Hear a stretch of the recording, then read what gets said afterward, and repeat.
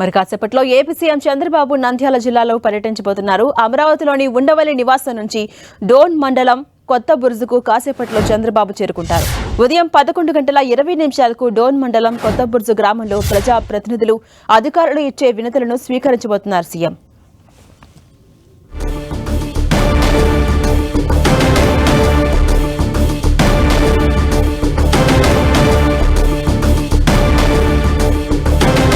ఇక 11:30 రైతులకు నూతన పాస్ పుస్తకాలను పంపిణీ చేయబోతున్నారు ఏపీ సీఎం చంద్రబాబు. ఆ తర్వాత బహిరంగ సభలో మాట్లాడబోతున్నారు.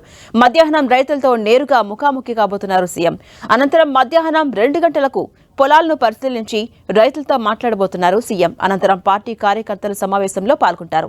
ఇక నంద్యాల పర్యటనను ముగించుకుని తిరిగి సాయంత్రం 4:20 ఉండవల్లికి చేరుకుంటారు.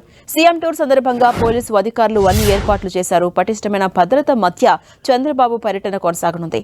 నంద్యాల పర్యటన ముగించుకుని ఉండవల్లి చేరుకునే వరకు ఆయా ప్రాంతాల్లో భారీ బందోబస్తు ఏర్పాటు చేయబోతున్నారు పోలీసులు.